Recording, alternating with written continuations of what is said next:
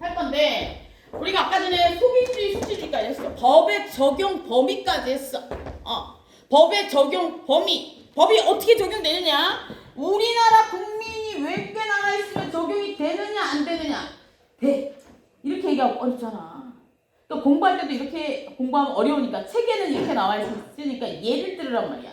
내가 외국에 나가 있는데 엄마 아버지가 돌아가셨어. 근데 엄마 아버지가 100억을 가지고 있어. 나는 상속을 받아야 돼 안 받아야 돼?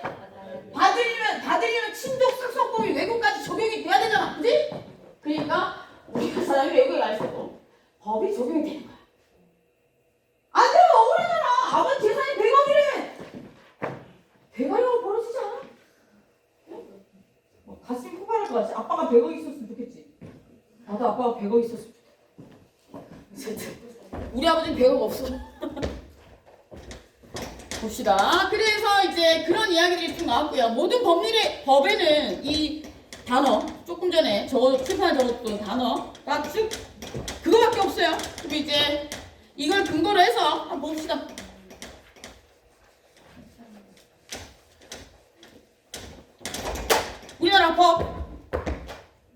우리나라 법은 볼게요. 우리나라 법은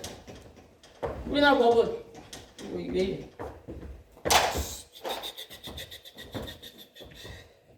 우리나라 법은 종류가 2개가 있어요. 우리나라 법은 종류가 2개. 분류하는 바에 따라서 달라질 수 있어요. 분류에 따라서. 어떻게 분류하느냐에 따라서 달라질 수 있다. 첫 번째, 국내법. 그리고 두 번째, 국제법. 이렇게 나눌 수 있는데, 국내법은 우리나라의 법이야. 근데 국제법은 국제법이 아니고 국제 관계와 관련된 법들이야. 근데 이건 법이라고 얘기할 수가 없어. 그냥 약속이야. 우리가 늘상 얘기하는 조약 이런 거. 조약. 이게 뭐냐면 미국 사람이랑 내가 결혼했어. 나는 대한민국 국민이고 걔는 미국이야. 그러면 어느 나라 법을 따라서 혼인신고를 해야 돼? 그거 우리 탓이야. 두쪽이 다 신고하면 되니까. 그러면 아이를 낳았어. 어느 나라 법에 따라 그럼 두쪽 다 넣으면 되니까. 그렇 탓이다. 그러면 예를 들어서 나중에 상속 문제가 발생을 했어. 어떻게 해야 돼? 이런 것들을 어떻게 할 것인가를 내지는 뭐 이런 거 예를 들어서 대한민국 국민이 미국 갔는데 미국에서 뭐 집을 살 수 있느냐 아니면 미국 사람이 우리나라에 들어와서 집을 살려고 하는데 집을 살 수 있느냐 이런 것들 이런 법들이 충돌할 때 어떻게 할 것인가를 정해놓은 게 국제법이에요. 국제거래에서 어떻게 할 것인가. 회사도 마찬가지야. 회사들이 미국 회사랑 우리나라 회사가 만나서 뭔가를 할 수도 있잖아. 그 관계에서 어떤 법률들을 적용할 것인가. 이런 것들이 국제관계 법이거든요. 그건 약속이에요. 약속. 그거는 대통령이 그래서 맨날 돌아다니잖아. 대통령 만나러. 대통령들이 만나서 약속하고 정하고 도장 찍는 거야. 대통령이 힘이 세야 돼. 그리고 대통령의 카리스마가 있어요. 대통령 잘 뽑아야 돼. 그지? 오케이. 그래서 국제법은 일종의 약속입니다. 약속. 국가 간의 약속. 그래서 우리 조약 이렇게 표현하게 돼. 그리고 이제 국내법은 공법이랑 사법 2가지가 있는데 여기서 공법은 뭐냐면 이런 거야. 공공의 이익을 추구하는 법이라고 표현되어 있거든요. 여기서 공공의 이익이라는 건 뭐냐면 이런 얘기야. 공공의 이익, 그럼 여러 사람의 이익을 추구한다. 이걸로 끝나면 안 돼. 그 속뜻을 봐야 돼. 속뜻이 뭐냐면 공공의 이익이랑 개인의 이익이 충돌했을 때 개인 이익이 지는 거야. 이게 무슨 얘기냐면 예를 들어 보면 내가 정말로 아끼는 땅이 있어. 근데 어느 날 그 땅이 나라에서 길을 낸다고 나라에 팔아야 돼. 어떡할 거야? 나는 왜 그 땅 팔 수가 없어. 너무 나에게 소중한 땅이야. 돈으로 환산할 수 없는 땅에 팔아야 돼 안 팔아야 돼? 팔아야 될까 안 팔아야 될까? 나는 억만 돈을 준다고 해도 그 땅 팔기 싫어. 안 팔아도 돼요? 안 돼요. 팔아야 돼. 그래 그래서 그게 법에 나와 있어. 그래서 그걸 공공의 이익이라고 해요. 나 혼자만의 이익이 아니고 여러 사람의 이익을 위해서 도로는 만들어지는 게 맞다라고 판단이 돼서 도로를 만드는 거잖아요. 그래서 우리가 도로를 만들거나 이럴 때 어느 쪽에 도로를 깔 것인가, 어느 쪽에 건물을, 국가기관의 건물을 만들 것인가, 이런 것들을 결정할 때 아주 공정하게 결정해야 되는 거예요. 근데 국회의원들이 뭐야? 여기에다 인권 개입을 해서 문제가 발생하면 난리가 나는 거야, 이수에. 자기가 땅 가지고 있는데 막 내고 이러면 난 난리 나는 거야. 왜냐하면 그거는 공공의 이익을 중심으로 해서 찾아야 되는 거예요. 모든 사람들이 편리하게 지나갈 수 있는 공간을 찾아서 길을 만들어야 되는 거야. 왜냐하면 거기에는 개인의 희생이 따를 수 있거든. 나는 그 땅을 팔고 싶지 않은 사람이 나타날 수도 있잖아. 거기에 엄마의 묘지가 있어. 그래도 파야 돼 그거. 슬프잖아. 거기에 엄마가 묘지가 만약에 엄마의 정말 사랑하는 엄마야. 엄마가 이렇게 돌아서 있어. 나는 여기서 꼭 묻어줘. 정말 엄마 손 거기다 묻어줬어. 근데 거기에 길이 났네. 헐! 이래도 파야 된다. 그러니까 그런 땅을 결정할 때 얼마나 중요하게 결정을 해야 되겠냐고. 그런데 얼마 전에 또 그렇고 그 얼마 전에도 그렇고 이렇게 높이 있는 분들이 그런 거 가지고 자기가 땅을 사놓은 곳에 길을 내고자 했다고 해서 문제가 됐던 사건들이 생겼잖아. 이거는 여러 사람의 이익을 위해서 만들어져야 되는 공간인데 자기가 돈 벌려고 하면 안 된다는 거야. 그래서 걔는 그 사람들이 잡혀가는 거야. 이해됐어요? 잘 예를 들어 생각해보면 이해가 되지? 거기 아니면 엄마가 정말 나한테 평생 여기에 묻힌 게 소원이었다고 했대.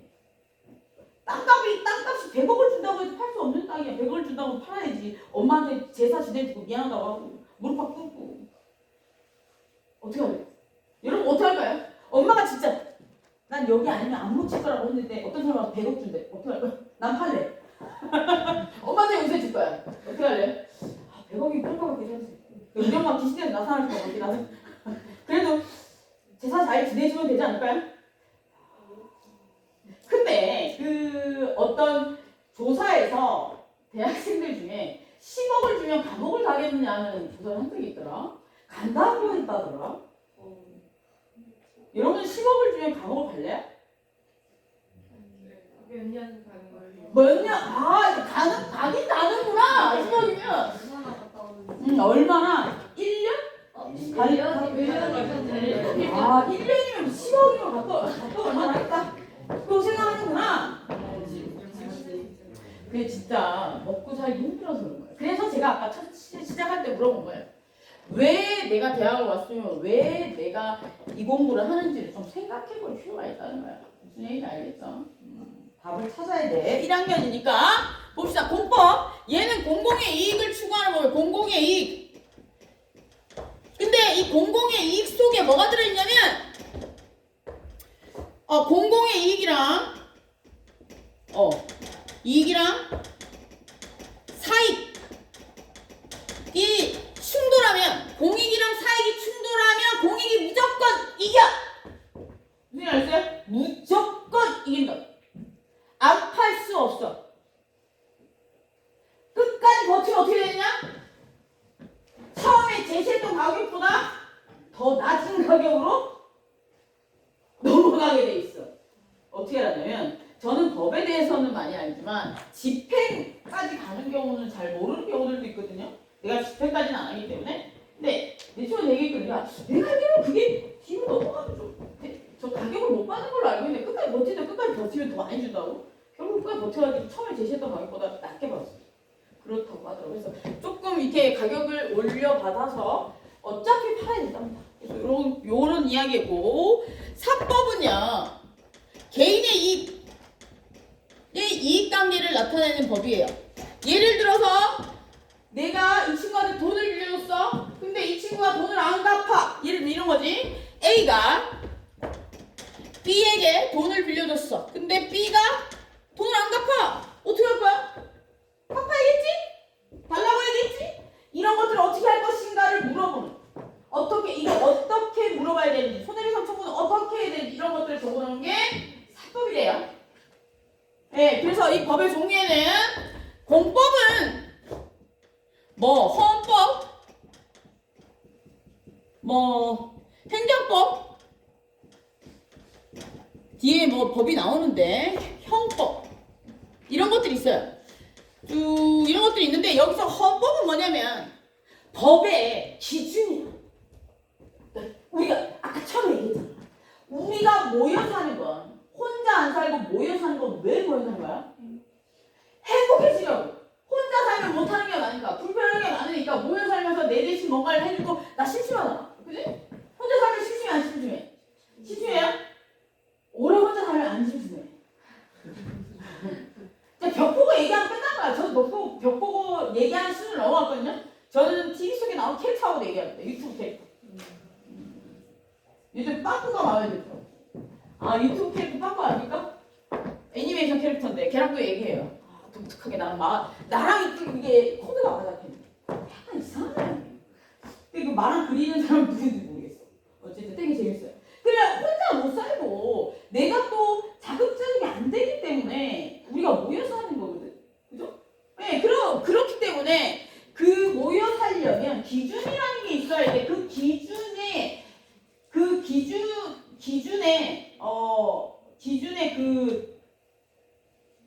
그거라고 생각하면 기본이라고 생각하면 돼. 행복의 기본. 우리가 성경이라고 생각하면 돼. 무슨 얘기 알겠어? 도덕. 기본권이 나와 있는 인간이 행복해지기 위한 기준이 나와 있는 게 헌법이라고 생각하면 됩니다. 그래서 헌법. 그리고 행정법은 국가랑 국민 사이의 관계를 나타내는 거예요. 이게 무슨 얘기냐면 우리가 국가기관에서 국민에게 뭔가를 해주잖아. 우리 동사무소가 어떻게 뭘 때? 등본 뗄 수 있지? 동사무소에 우리 국가기관에서 우리에게 뭘 하라고 할 수 있어? 세금 내라고 할 수 있고 국가기관에서 우리에게 뭘 해주고 막 이러잖아. 그러니까 국가기관이 국민에게 뭔가를 하는 이런 행동들에 대해서 나와 있는 게 행정법이에요. 이해됐어요? 아 오케이. 그리고 형법은 뭐냐면 금지되어 있는 거. 그 조직이 이건 절대 하면 안 돼. 이건 하면 그 조직이 행복하지 않아라고 적어놓은 금기사항이 있어. 사람 죽이면 돼, 안 돼요? 다른 사람 물건 훔치면 돼, 안 돼? 안 되죠. 남의 집에 들어가면 돼, 안 돼? 이런 것들을 적어놓은 게 형법이에요. 그 조직에서 절대로 해서는 안 되는 짓들을 적어놓은 게 형법이에요. 그래서 그걸 어기면 어떠한 형벌을 추진한다고 적어놓은 게 형법. 그래서 이런 것들은 공공의 이익을 추구하는 법이라고 해서 공법이라고 합니다. 그리고 이제 사법 같은 경우에는 민법 대표적으로 상법이 있는데 이건 가장 큰 차이점은 뭐냐면 민법은 개인과 개인 사이의 관계를 나타낸 거고 상법은 개인이랑 단체 내지는 단체와 단체 사이의 관계를 나타내는 거예요. 법률행 그들 사이의 법률행위를 나타내는 거예요. 무슨 얘기인지 알겠죠? 그걸 규율에 놓은 거예요. 뒤에 가면 이런 내용들이 계속해서 나와. 그러니까 개괄적인 내용만 좀 알고 있어요. 이해되셨죠? 개괄적인 내용 이거 다 지금 이걸 처음부터 끝까지 막 헌법에 뭐 이런 게 있고 이런 게 쭉 설명 잘 거잖아. 개괄적인 내용은 이런 게 있으니까 이제 뒤에 가면서 책 보면서 구체적으로 보면 돼. 오케이? 오늘 뭐 한 30시간 하면 다 설명해 줄 수 있어. 책 없어도 돼. 근데 죽을 거잖아. 그럼 내일 밖에 안 나올 거잖아. 난 할 수 있어. 30시간 하고 끝내면 돼 그냥. 아유. 여기에서 공법과 사법의 큰 차이점 하나만 알고 갑시다. 공법은요 아까 전에 했던 거 주체, 객체 여기에서 좀 차이가 나는데 법률행위 법을 근거로 해서 행위를 함에 있어서 주체와 객체가 달라. 주체는 뭐냐면 공법의 주체는 의사표시를 할 수 있는 게 주체라고 그랬다 그지? 그럼 공법의 주체는 누굴까? 예를 들어 이런 거 세금을 내는데 내가 세금 만약에 1,000만 원이 나왔어. 그러면 1,000만 원이 아니고 난 800만 원인 것 같아. 그럼 내 국가기관 야 동사무소에 야 내가 세금 800만 원인데 니 왜 1,000만 원 벌었어? 이렇게 얘기할 수 있어요?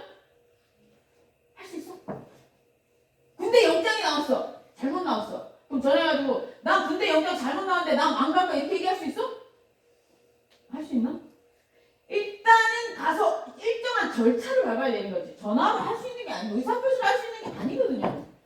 이렇게 우리는 공법에서는 의사표시를 할 수 있는 주체는 국가밖에 없어요. 그리고 국민은 객체예요. 그 행위에 대해서 납세, 국가에서 돈을 내라고 하면 돈을 내고, 만약에 그걸 돈을 내라고 한 행위가 잘못됐으면 다른 행위로 이의 제기를 할 수 있는 걸 열어놨다고. 국가 상대로 20% 열어놨다고. 이의 제기를 할 수 있는 손해배상 청구나 이의 제기를 할 수 있는 걸 열어놨어. 그렇게 하는 거예요. 무슨 얘기인지 알겠어요? 공법은 의사표시를 국가만 할 수 있어. 내가 만약에 누굴 때렸어. 경찰 잡으러 왔어. 제가 먼저 때려가지고 내가 때린 거라서 나는 얘한테 잡혀갈 수 없지. 이렇게 얘기할 수 있어? 일단 잡혀가요. 그리고 잡혀가서 이의 제기를 하는 거잖아. 다른 무슨 말 알겠어요? 그러니까 공법에서 주체는 국가기관밖에 없고 객체는 국민밖에 없어요. 근데 주체는 의사표시를 할 수 있는 거고 객체는 의사표시를 못한다 그랬어, 그치? 그럼 만약에 국민이 아무 의사표시를 못하면 너무 이상하잖아. 공산당이다 졸려? 이게 조금 어려워지면 좋은구나? 조금 어려워지면, 그치? 조금 어려워. 더 쉽게 해야 되는 거야? 조금 어려워지긴 했어. 계속 쉬울 수는 없으니까. 여기서 이렇게. 그리고 두 번째, 사법에서는 주체는 의사표시를 할 수 있는 주체는 누구냐면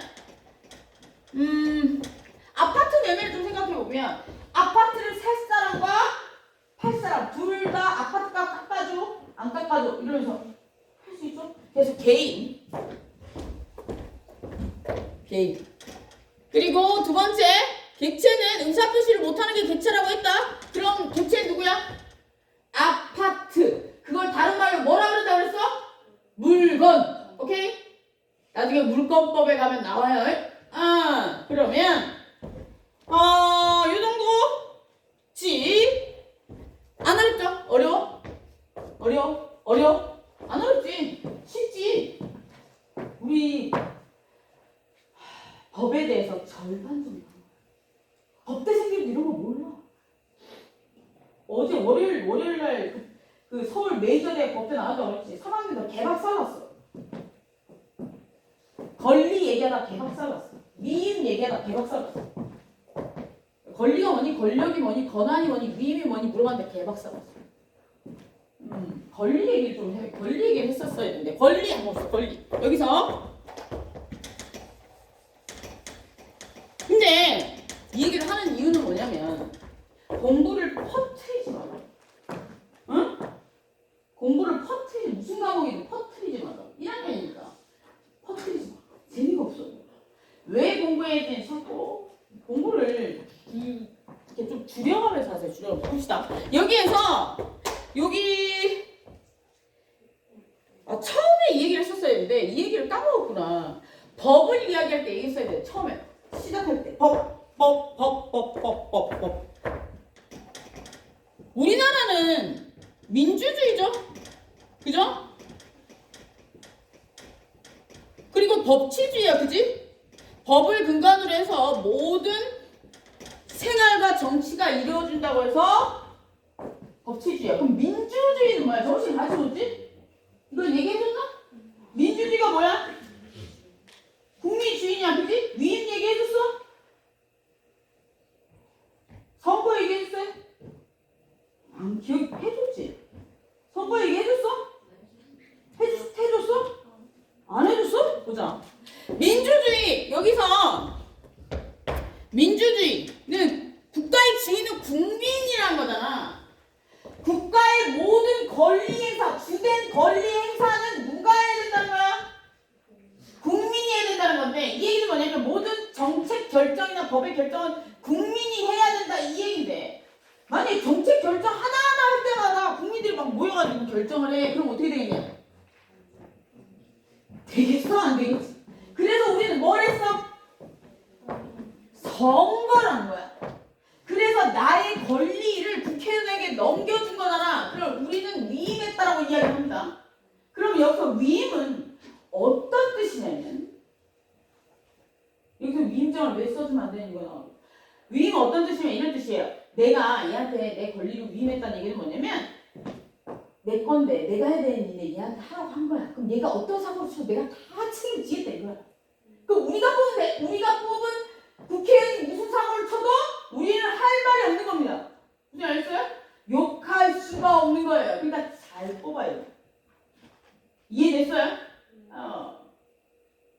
그래서 그게 너무 심해지면 우리가 어떻게 하는 거야? 그걸 20% 열고 거야. 이해됐어요? 그래서 우리가 위임장 써주면 안 되는 거야. 좀 더 쉬운 예로 위임에 얘는 이런 걸 쓸 수 있어. 버스 타고 가다 사고가 났어. 원래 버스회사 사장님은 버스회사를 차릴 때 모든 운송과 관련해서는 자기가 다 싣고 다니면서 승객들을 안전한 곳으로 모셔다 줘야 되는 거야. 근데 어떻게 다 자기가 운전하냐? 못하죠? 그래서 어떻게 했어? 버스기사 아저씨들을 도용을 한 거야. 그래서 버스기사 아저씨들에게 어떻게 했어? 버스 운전과 관련된 것들을 권리를 위임한 거지. 그래서 우리 버스 타고 가다 사고 나면 어떻게 해?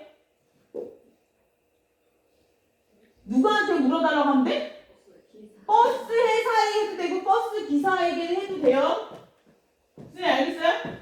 그게 둘 다 책임질 수 있는 거고. 근데 우리 대부분 버스 회사에 얘기를 하죠. 버스 회사에 얘기를 하는데 버스 회사 얘기를 하게 되면 그 이유가 뭐냐면 버스 회사에서는 운전을 하진 않았지만 그 사람이 사고를 쳤을 때 버스 기사가 사고를 쳤을 때 책임을 져야 되는 의무가 있어요.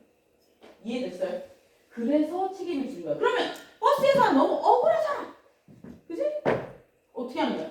그 상대방에게 버스 기사에게 그래 네가 부주의해서 사고가 났는지 아니면 그 버스가 뭐 정비가 잘 안 돼서 사고가 났는지를 따져봐서 가시력으로 계산을 해가지고 구상권이라는 걸 행사할 수 있어. 내가 너 대신 이만큼 물어줬으니 돈을 물어내라 대신 물어줬으니까 이런 걸 행사할 수 있대요. 이해됐어요? 그리고 또 얼마 전에 이태원 사건 났을 때 국가기관도 마찬가지예요. 경찰청장이 간뒀잖아. 그지? 그것도 왜 그런 걸까? 그때 경찰이 잘못했다고 난리가 났었잖아. 이건 지금 내 생각인데 난리가 났었잖아. 원래대로라면 정말로 거슬러 올라가면 대통령이 안 되는 거야. 왜냐하면 대통령이 딱 뽑혔을 때 뭐야? 모든 나라의 일은 대통령이 다 해야 되는 거거든. 근데 대통령이 다 못하니까 어떻게 해? 그 나라의 일들의 일부를 조금씩 쪼개서 부서로 나눠준 거잖아. 그 중에 일부의 경찰과 관련된 일들을 경찰청장이 하는 거잖아. 근데 경찰청장이 어떻게 해? 밑에 경찰들이 하는 일들을 경찰들을 뽑아가지고 나눠준 거잖아. 근데 그 경찰 중에 몇 명이 일부가 잘못해서 사고가 났다고 판단해서 그 사람 간둔 거 아닐까? 이렇게 얘기하니까 다른 사람이 그래 그거 아니라고. 어쨌든 그런 의미라고 생각하시면 됩니다. 그래서 만약에 어떤 단체에서 사고가 나면 그 대장이 간두는 거야. 위임이거든. 원래 단체의 대장은 그런 각오 없이 시작하는 거 아니야. 근거는 그런 거야. 원래 단체가 움직인다는 건 그 단체의 대장은 모든 걸 다 책임지는 거기 때문에 여러분들 사장 시켜준다고 막 가가지고 바지 사장 이런 거 하면 안 돼요. 바지 사장이 이렇게 위험한 거야. 바지 사장은 모든 권리 내가 그냥 앉아만 있는데 그 단체에서 일하는 모든 책임 내가 다 진다는 거야. 사장은. 무슨 알겠어요? 내가 일은 다 하진 않지만 내가 가지고 있는 모든 권리를 밑에 애들에게 위임했지만 나는 여기 앉아가지고 쟤들이 사고 치는 건 내가 다 책임진다 이 얘기. 그래서 바지 사장들이 다 감옥을 가지. 그래서 가는 거예요. 알았어요? 위임장 이런 거 써주면 절대 안 돼. 무슨 알았어요? 위임장 써줄 순간 걔가 사고 치면 내가 다 책임진다 이 얘기. 오케이? 그런 얘기를 안 해줬네. 권리, 위임, 그래서 주권 그런 얘기들이 나옵니다. 그리고 하나만 더 하자. 이 얘기는 해줬나? 그 친자이간 얘기 해줬어요? 해줬죠? 저번 시간에 그거는 꼭 뒤에도 일어날 수 있는 일이니까 부모님 잘 지켜봐야 돼. 알았지? 큰일 나. 좀 상황 속 겁나 복잡해지니까 봅시다. 그래서 이런 이야기들이 쭉 나와요. 보자. 다 했고 우리 프린트가 아니고 저기 나눠준 거 있지? 나눠준 거 한번 볼까? 나눠준 거 한번 보자. 이거 PPT 한번 띄워볼까? 이거 어떻게 스크린을 내려봅시다. 이거 어떻게 내린 거지?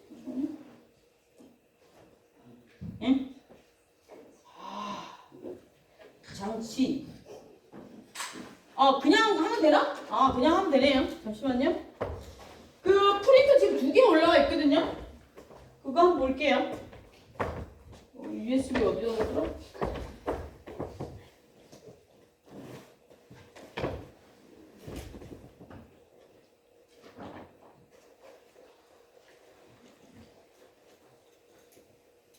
이제 어느 정도 정리가 됐으니까 프린트 봐도 이해할 수 있을 거예요. 해봅시다.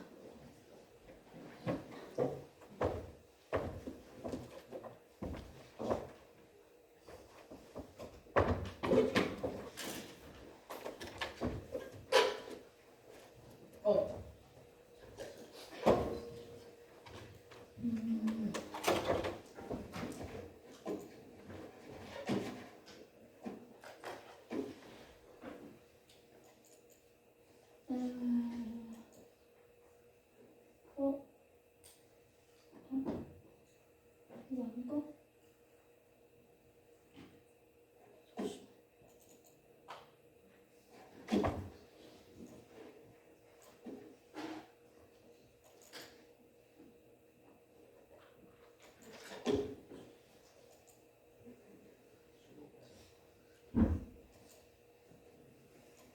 여기까지 이해 안 되는 거 있어요? 이해 안 되는 거 물어보세요. 나 여기 USB 다운 좀 받아서 보게. 이해 안 되는 거 질문 있으면 하세요. 그리고 앞 시간에 못 들었던 거는 저기 올려둘 테니까 보고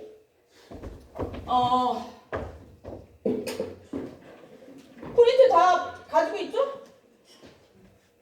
잠시만요. 요거 여기다 다운받아서 다운을 안 받았네.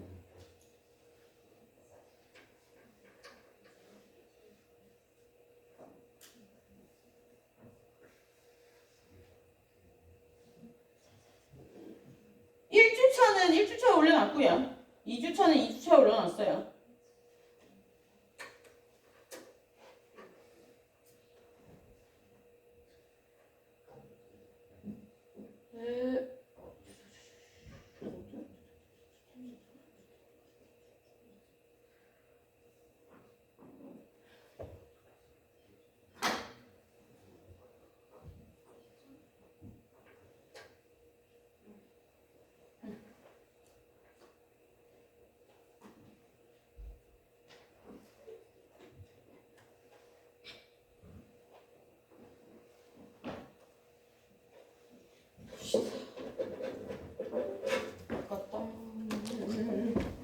아마 이제 프린트 보면 좀 이해가 될 거예요.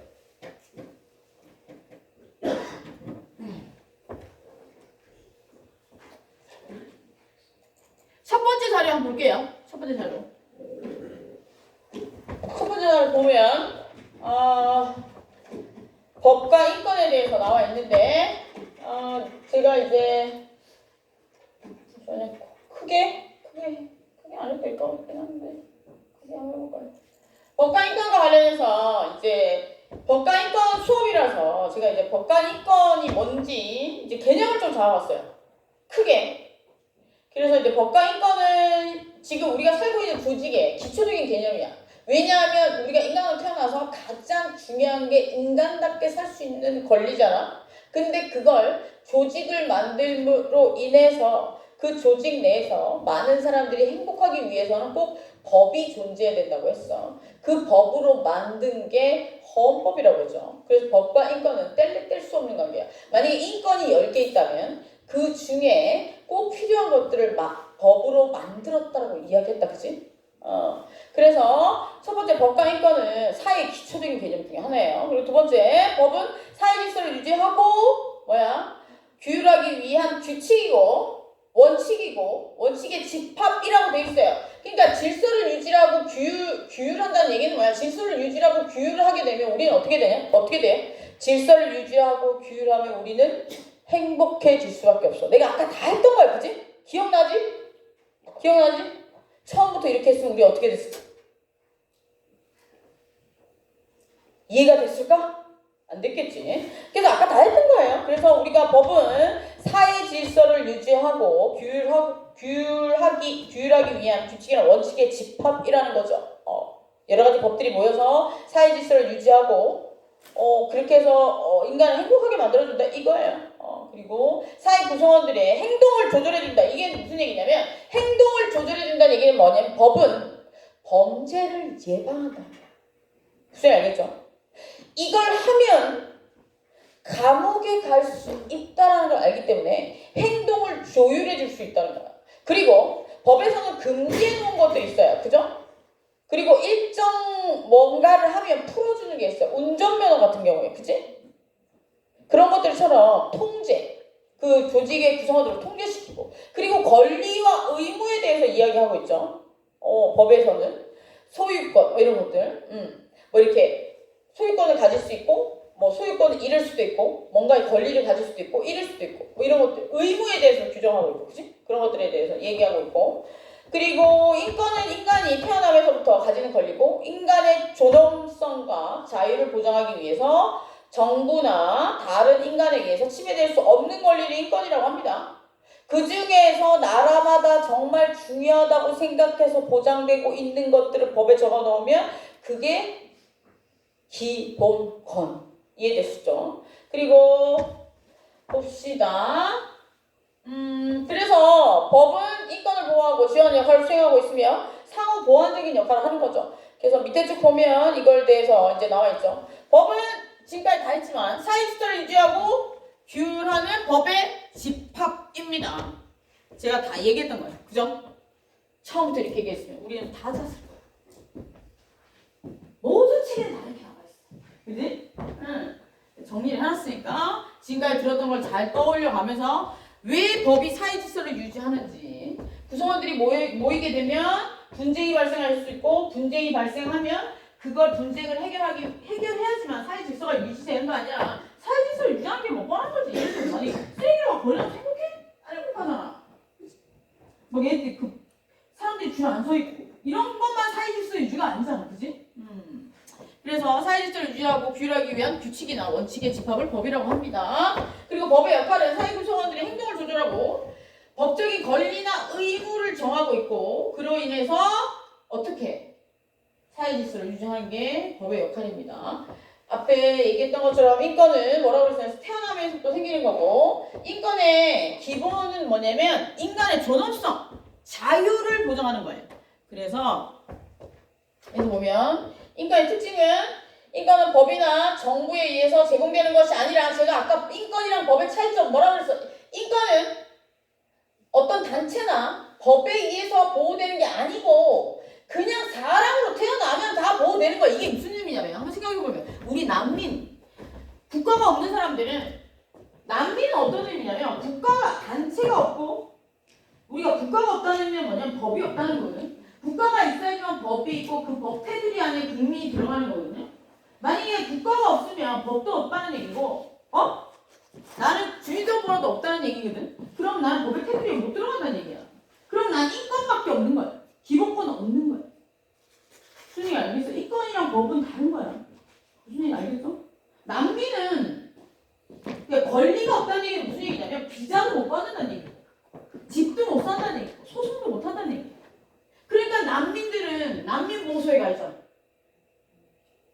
그리고 다른 나라에 못 들어가잖아. 왜? 비자를 못 받으니까. 어떤 나라에서 어떤 나라로 넘어가려면 권리가 있어야 돼. 어떤 나라에서 보장해주는 권리. 이 권리는 어떤 걸로 증명하냐면 번호. 주민등록번호가 있어야 돼. 고유식별 번호가 있어야 돼. 그게 있어야지만 A 나라에서 B 나라로 넘어갈 수 있다고. 그거 없으면 못 넘어가요. 그게 권리. 근데 나라가 사라지면 그 번호를 부여해줄 수 있는 조직이 사라진 거야. 그럼 못 들어가. 그럼 갇히는 거지. 그래서 난민은 어디다 뭐해? 난민. 오케이. 그런 개념이에요.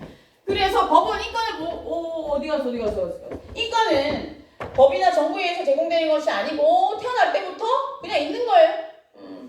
그리고 법과 인권의 관계는 법은 인권을 보호하고 지원하는 역할을 수행하지만 인권은 법의 기본 원칙을 반영하는. 그러니까 법이 큰 말이야, 인권이 큰 말이야. 이렇게 따지면 법이 큰 말이야, 인권이 큰 말이야? 인권이 큰 말이지. 인권 속에 법이 있는 거야. 무슨 말이야? 잘 읽어보면 그래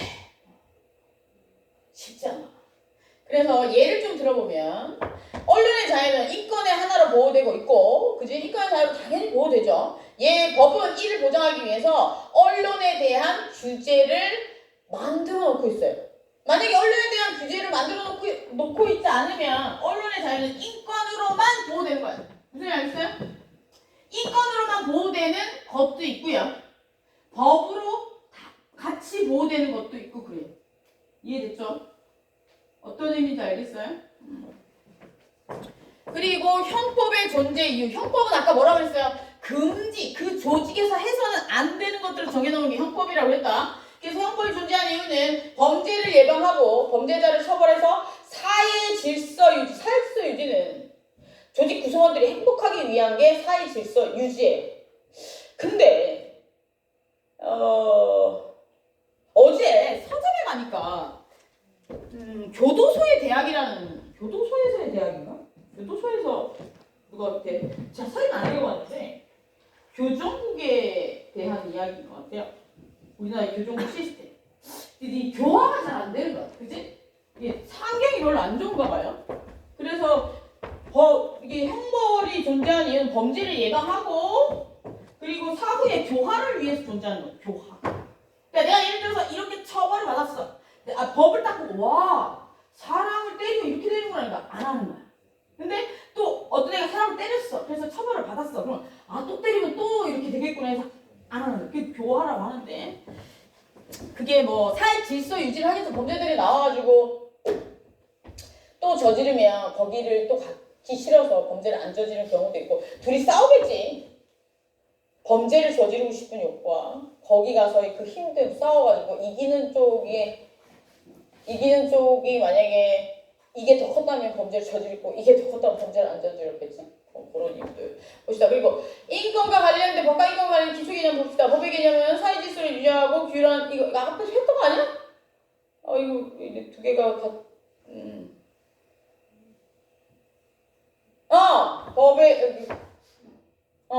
법의 개념은 보면 사회 질서를 유지하고 규율하는 집합체고 인권의 개념은 정리하는 겁니다. 그 모든 인간이 태어날 때부터 가지고 있는 거고 그리고 이제 법과 인권과의 관계는 이제 기본 원칙이고 그래서 예를 좀 들어보면 예시 두 번째 민주주의 국가에서는 법과 인권을 상호적으로 보호하고 있고 그래서 인권을 보호하기 위해서 개인의 권리를 명시하고 있고 뭐 이런 얘기를 좀 한번 읽어보세요. 읽어보고 법의 개념과 관련해서 정의 또 이것도 한번 읽어보고 또 별로 어려운 부분이 내가 다 했던 내용인데 법의 정의는 사회 질서를 유지하고 이런 것들을 위해서 만들어진 법의 집합이라고 되어 있습니다. 그리고 사회 구성원들을 행동을 조율하는 역할을 한다고 그랬어. 그리고 이런 법이 만들어진 이유는 뭐냐면 사회 질서 유지 첫 번째, 두 번째 권리와 의무 부여. 권리와 의무 부여. 두 번째 포인트예요. 권리, 의무. 그러면 권리는 내가 가질 수 있는 거고 의무는 내가 해야 되는 거야. 해야 되는 거 뭐라고 해서 5개 복습 시간. 국민의 의무 5개 뭐야? 국방의 의무 또 납세의 의무 또 교육의 의무 또 근로의 의무 또 환경법. 다 나왔어. 이제 외울 수 있지? 오케이. 어떻게 외운다고 했어? 우리나라는 분단 국가니까 국방의 의무 단체가 조직이 운영될 뭐가 있어야 돼? 돈, 납세. 그리고 돈을 내면 뭘 해야 돼? 일을 하려면 뭐 해야 돼? 한 그릇 떼야 되잖아. 교육, 그지? 그리고 마지막으로 있는 게 뭐야? 빙하가 녹으면 지구가 어떻게 된다고 했어? 가스 폭발한다고 그랬지? 별이 터지고 우리 다 죽는 거야, 그지? 그래서 환경보호제 기억나요? 이렇게 외워요. 이렇게 법은 사회 질서를 유지해서 우리를 행복하게 해주기 위한 게 첫 번째 목적. 두 번째 목적은 권리와 의무를 주기 위한 게 두 번째 목적이야. 포인트. 봅시다. 목적. 그거밖에 없어요. 그래서 권리와 의무를 조절해서 공정한 사회를 구축하는 게 법의 목적입니다. 그냥 외워질 것 같지 않아? 근데 이게 책에는 다 이렇게 적혀 있거든, 얘들아. 그러면 이걸 읽고 있으면 정말 잠이 온단 말이야. 여기에다 예를 넣어줘야 돼. 예. 모든 책에 다 이렇게 적혀 있을 거야. 그래서 법의 특징은 통상적으로 입법, 그리고 법의 해석, 적용, 집행 단계를 거치게 있고 사회 질서를 유지하고 안정성을 보장하는 것이 법의 특징입니다. 그러면 지난번에 얘기했다시피 얘기했는지 모르겠는데 국가기관은 뭐로 나뉘어. 로크가 상권 분립이라고 얘기했다. 그지? 입법부, 사법부, 행정부. 그지? 입법부는 어디야? 그렇지. 법을 만드는 곳은 국회 한 군데밖에 없어. 사법부는 어디야? 법원 하나밖에 없어. 나머지는 다 뭐라 그랬어? 행정부야. 누가 뭐라고 해도 다 행정부야. 오케이? 그 군대 법원은 뭐라 그랬어? 행정부야. 거기 국방부 소속 행정부야. 뭐 사법부 아니야 얘들아? 검찰 행정부고? 법무부도 행정부야. 그래서 예전에 TV에서 법무부 장관이 지금 윤 대통령이 검찰총장 시절에 법무부 장관이 검찰총장이 감히 법무부 장관에게 덤비다고 얘기했던 이유는 뭐냐면 라인이 이렇게 된다는 거야. 그죠? 그 라인 법무부가 높고 총장이 검찰이 밑에 있다 이런 의미로 얘기한 것 같아 제가 봤을 때. 그러니까 다 행정부란 얘기야. 근데 조직도를 보면 그 밑에 있긴 한데 근데 이게 다 분리된 기관인데 그렇게 얘기하면 안 되지. 봅시다. 그 다음에 나와 있는 거야. 여기서 보면 헌법은 저때 삼각형 그려줬어요? 삼각형 안 그려줬어? 삼각형 그려줬어. 법, 삼각형. 삼각형.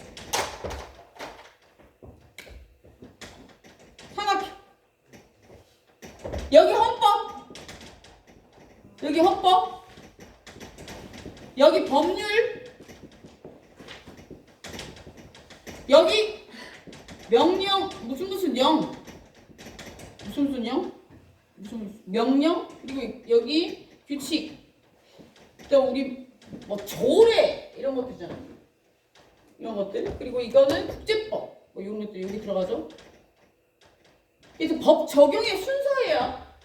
헌법이 제일 힘이 세대. 헌법을 기준으로 해서 법이 쭉 만들어지는 거야. 무슨 알겠어?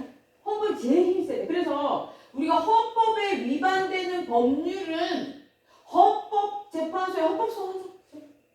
얘는 헌법에 위반됐어. 그래서 기본권을 침해했기 때문에 이 법은 사라져야 돼서 최근에 사라진 법들 있잖아.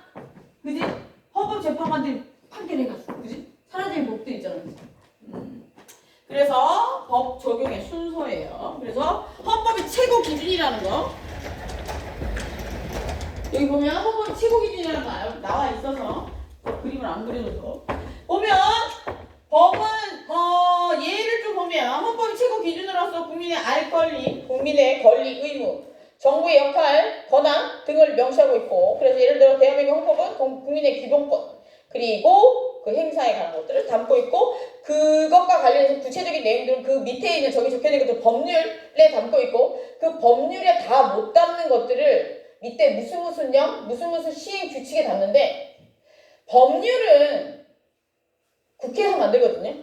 법률은 뭐냐면 무슨 법으로 끝나는 것들을 다 모아서 법률이라고 해. 형법, 민법, 상법 이런 것들. 그런데 명령 시행규칙 이거는 누가 만든 무슨 령, 뭐 도로교통법 시행령 이거 누가 만드냐면 대통령이 만드는 거예요. 이거 왜 그러냐면 여러분 국회의원들이 막 모여가지고 법 맨날 바꿀 수 있겠어? 못 바꾸겠지. 그리고 매일매일 모여서 뭐 의정 정격수도 안 채워지는데 그지? 못 바꾸니까 그런 부분의 문제점들을 해결하기 위해서 행정부에서도 약간의 법들을 만든다는 거야. 사회가 복잡해지니까. 그리고 시행규칙 예를 들어서 도로교통법 시행규칙이라고 적혀있는 것들이 있어. 그건 뭐냐면 장관이 만든 거야. 각부의 장관이. 또 조금 더 낮은 법이야. 이해됐어요? 입법부에서 다 모여서 만들 수는 없잖아. 그지? 걔들 맨날 모이지도 못하는데 어떻게 만들어 그걸. 그지? 법은 굉장히 만들기가 쉽대요. 무슨 법으로 끝나는 것들은 바꾸는 게 쉽지 않기 때문에 밑에 하위 법 무슨 시행규칙으로 많이 바꿉니다. 그래서 그런 이야기가 쭉 나오고요. 법의 역할을 앞서서도 얘기 많이 했듯이 정리를 좀 해보면 사회 질서를 유지하고 공정한 규제 예를 좀 들어보면 밑에 도로교통법은 도로 질서를 유지하고 그리고 교통규칙을 제공하고 법규를 준수하지 않은 행위에 대해서는 처벌 이런 것들을 포함하고 있고 이를 통해서 공공의 이익을 보호한다라고 되어 있어요. 그래서 이거를 또 행정법이나 이런 데서 이렇게 얘기해. 뭐 도로를 다 막아놓는 거 일단 금지시켜놓고 운전면허를 딴 사람한테만 허용해 주는 거. 뭐 이런 걸 되게 어렵게 적어놓을 거예요. 다 필요 없고. 우리가 도로를 안전하게 다닐 수 있게 하기 위해 도로교통법이 존재하는 겁니다. 무슨 얘기 알겠죠? 법들은 우리가 행복하게 살 수 있게 하기 위해서 존재하는 거예요. 그래서 우리가 그 속해 있는 단체의 법이 마음에 안 들면 우리 어떻게 하면 돼? 제 학교의 학칙이 마음에 안 들면 우리 어떻게 하면 되니? 다른 학교로 편입하면 되지. 그지? 이 학교가 마음에 안 들어 다른 학교로 가면 되지. 어떻게 하지? 그지? 이 회사가 마음에 안 들어. JYP가 마음에 안 들어 어떻게 한대? 아니다. 근데 그거 진짜야? 그 무슨 축구 선수 누구지? 축구 선수 중에 유명한 사람 누구야? 어? 축구 선수에 조그만 하네 유명한 애 누구지? 아 외국에. 메시가 그 키 크는 주사 맞다는 거 진짜야?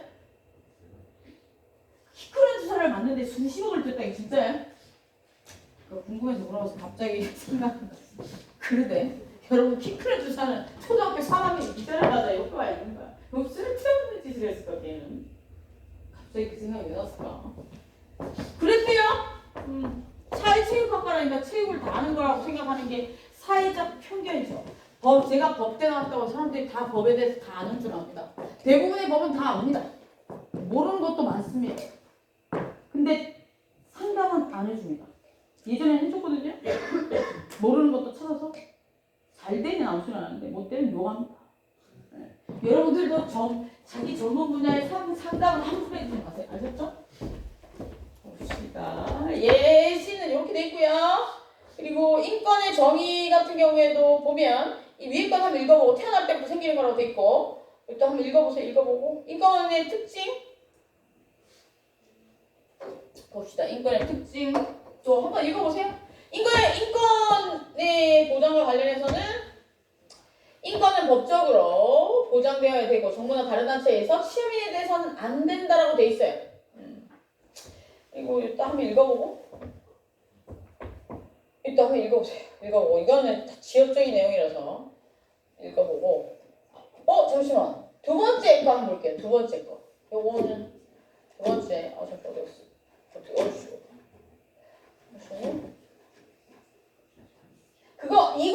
이게 잠시만요. 어디 갔어? 마우스 위에 커서가 안 보이네. 여기 있네? 예. 봅시다. 두 번째 자료 올려놓은 거 보이죠? 두 번째 자료 봅시다. 두 번째 자료는 조금 오늘 배운 내용들과 관련된 얘기들이 좀 나옵니다. 그리고 이제 법을 본격적으로 좀 보면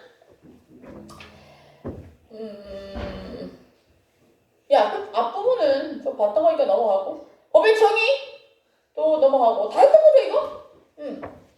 법의 체계 여기 보면 법의 체계 법은 굉장히 다양하고 이게 헌법법 이거 빼야 됩니다. 헌법, 행정법, 형법, 노동법 이렇게 다양한 분야로 적혀져 있고 그리고 법들은 체계적으로 구성되어 있고 각 분야와 어떻게 연결되어 있는지 이해하는 게 중요합니다. 이런 것들을 리걸 마인드라고 하는데 여러분들이 굳이 리걸 마인드를 가질 필요는 없지만 우리가 조직이 구성되어 있다는 건 뭐냐면 법을 바탕으로 해서 구성되어 있기 때문에 법을 어느 정도 알면 손해보는 일이 많이 없어요. 무슨 알겠죠? 법을 몰라서 손해보는 경우들이 굉장히 많아요. 얼마 전에 무슨 일이 있었냐면 어떤 애가 사기를 당할 뻔했는데 계약서를 딱 가지고 왔는데 보니까 사기 치려고 했던 애가 사기를 당할 판이더라. 일반인이 보면 모르지. 제가 보면 알죠. 굉장히 디테일하게 따져서 양아치적으로 나오면 걔가 다 독박 쓰게 되는 케이스. 걔 두 번 다시 안 볼 거면 그렇게 하지 않았어. 안 본다고. 벌써 뭐 조만간 할 겁니다. 그러니까 그 알면 좋고 모르면 손해보는 경우들이 많죠. 나 세상에 나쁜 사람 너무 많거든. 정말 너무 제가 뭐라 그랬어요? 제일 피해야 되는 사람 너무 잘.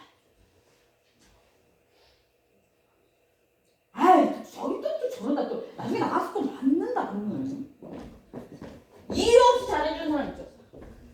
물론 있을 수도 있지만 그래서 법을 너무 모르면 문제될 수도 있어요. 그래서 근데 걔는 얄팍한 법 지식 때문에 큰일 날 뻔한 적이 있었어요. 그래서 혹시 제 도움 필요하면 나중에라도 연락하십시오. 이 법의 원리 공평해야 되고 정의로워야 되고 우리 법치주의입니다. 이것도 다 설명했던 거죠. 법치주의는 법을 우선으로 적용한다는 원칙이고 모든 사람은 법을 적용하되 권력 남용을 방지해야. 권력을 남용한다는 얘기는 뭐냐면 권력은 뭐예요 여러분? 권력 이건 뭐냐면 권리는 모든 국민에게 법을 근간으로 해서 주어지는 거예요. 권력은 뭐냐면 특수한 권리 특정 계층에게 힘을 실어주는 거야. 여러 사람의 힘을 한꺼번에 해. 그러려면 그거는 막강한 힘이잖아. 10명의 힘이 한 놈한테 몰릴 거야. 마포구 제가 마포구니까 마포구 국회에는 마포 구민들의 권리를 다 가지고 있어. 얼마나 미치겠어. 그러면 걔 힘을 막아놔야 되니까 안 막아놔야 되니까. 그죠? 걔 힘을 막아놔야 되잖아요. 그게 권한이야. 그 권력의 한계를 정해놓으면 넌 여기까지만 힘을 써 이렇게. 이해됐어요? 그래서 그 한계를 넘어서면 권력이 남용됐다고 이야기합니다. 그 권력의 남용의 기준이 뭐냐면 공공의 이익을 벗어나는 거 하면 돼. 개인의 사리 사욕을 위해서 하면 안 된다는 거야. 예를 들어서 이런 거지.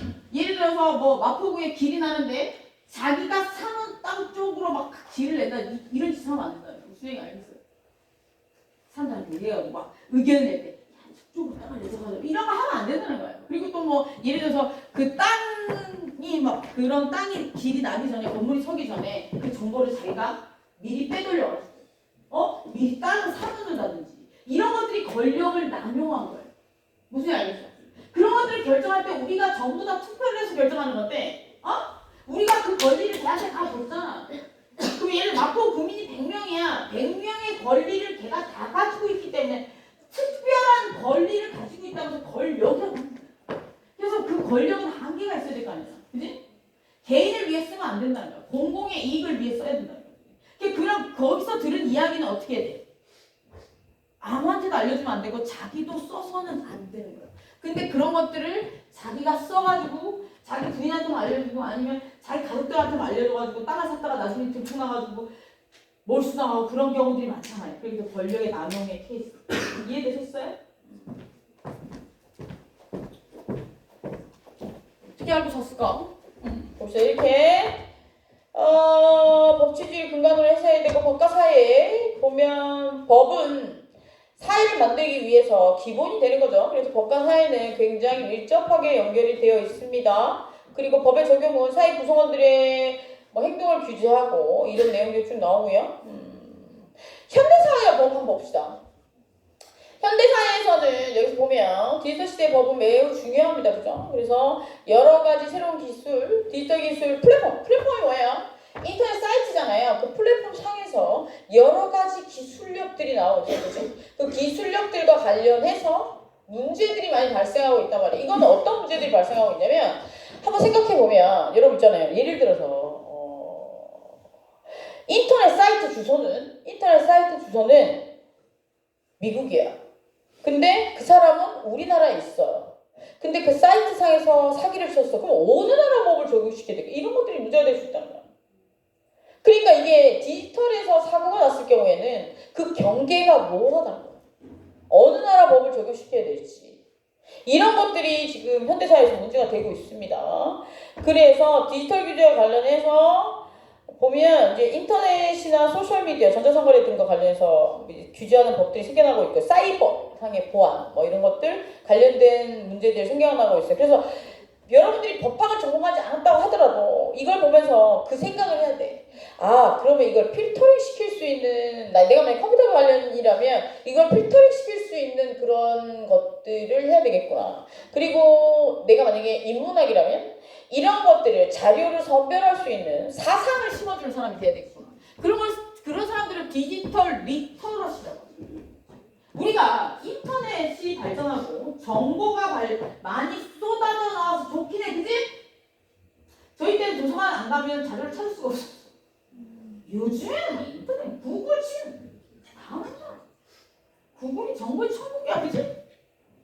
그리고 또 AI가 또 다 찾아주잖아. 출처를 안 알아줘서 그렇지. 근데 거기에서 자료를 선별하는 기술이 없어. 페이크도 많잖아. 가짜 뉴스 너무너무 많아. 이거를 선별해낼 수 있는 그게 없어. 그거를 가르칠 수 있는 사람도 없어. 디지털상의 도덕심이래요. 우리가 어렸을 때부터 오프라인상의 도덕심 많이 배웠잖아. 어? 남의 꼼치면 안 돼. 때리면 안 돼. 근데 디지털로도 때릴 수 있어요. 디지털로 때리는 건 뭐야? 욕! 이런 거. 어떻게 할까? 디지털 감옥 이런 데 가져가고. 그런 것들 문제될 수 있죠. 그런 것들을 가르치는 사람이 있어야 되는데 전문적으로 가르치는 사람이 없어. 우리는 아직까지 내가 봤어. 내도 생각해봤거든. 그런 거 할까? 너무 많이 하잖아. 이거 나도 저거 하고 그만하고 싶다. 여러분들이 하세요. 인문학 하는 학생들 중에 뭐 그걸 디지털 리터러시라고 하거든요. 네. 제가 예전에 관심 있어서 좀 찾아봤는데 외국에는 그걸 전문적으로 하시는 분이 있어요. 그러니까 디지털상의 자료들을 이제 도덕적으로 이게 걸러서 봐야 된다는 그런 사상이나 관념들을 심어주는 거예요. 그런 것도 괜찮아요. 아무도 안 하는 거 해야지. 남들이 다 하는데 발들면 어떻게 돼? 그치? 그런 것도 잘 생각을 해봐. 봅시다. 그래서 여기 보면 현대 상황과 디지털 규제와 관련된 것들, 저작권 보호와 관련된 것들도 문제가 되고 있죠. 디지털 시대에는 저작권 침해 이런 것들, 컨텐츠 관련된 것들 문제가 되고 있고요. 사이버와 관련된 법, 사이버 범죄와 관련해서도 굉장히 문제가 많이 되고 있죠. 그리고 여러분들 그 긴 문자 있잖아요. 수신되는 거, 그거 막으셔야 돼요. 내가 누르면 열리게 해놔야 돼. 휴대폰 기능으로 들어가면 그거 닫아놓을 수 있거든요. 아, 모르나?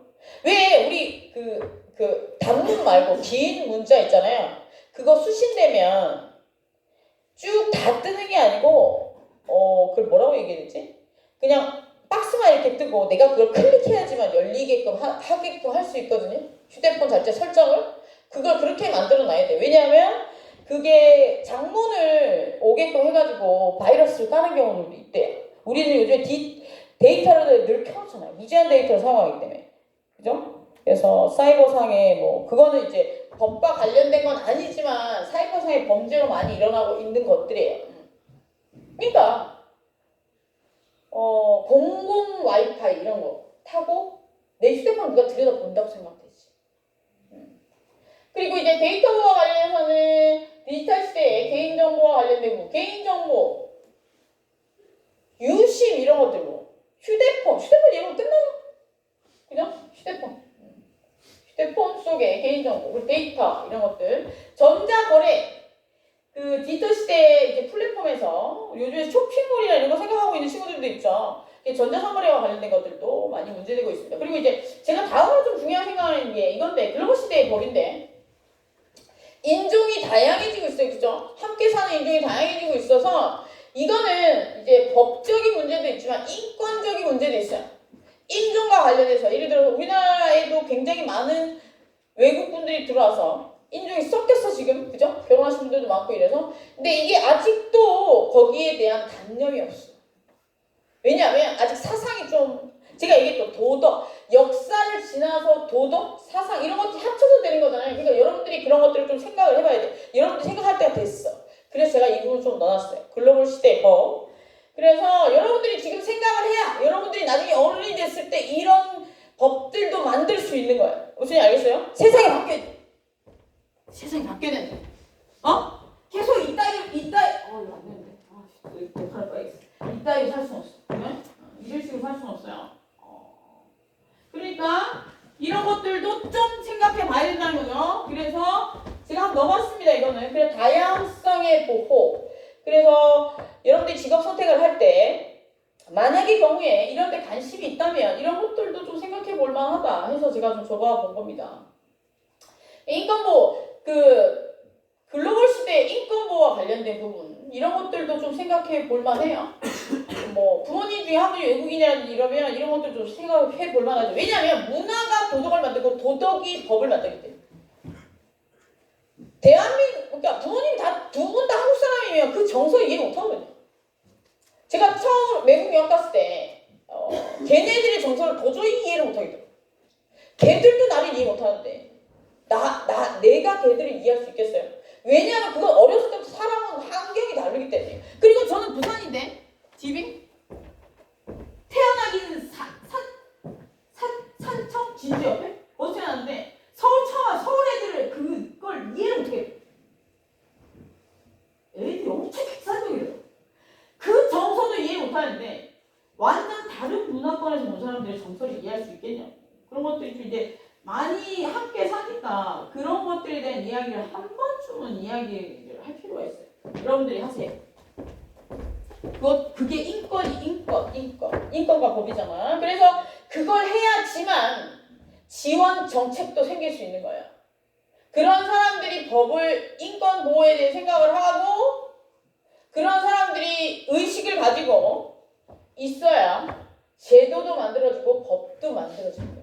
무슨 알겠죠? 여러분들이 소리를 내야 돼. 그래서 여기 보면 이제 다문화 지원 정책 이런 것들도 소리를 내야 인권보호 의식이 있어야 그래야지만 이런 정책이 만들어지는 거야. 가만히 있는다고 해서 만들어지지 않거든요. 해주겠지.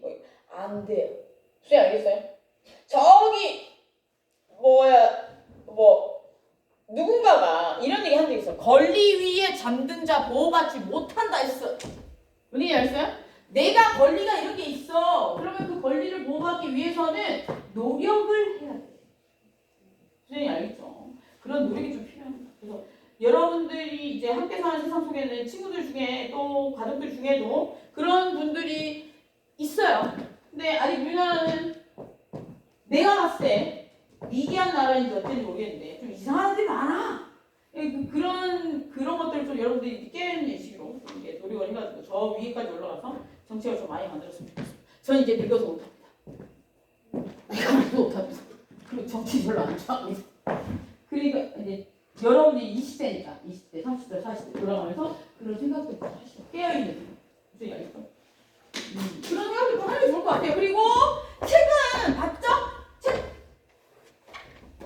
책은 요건데 내가 그 강의 하나 올려놨어요.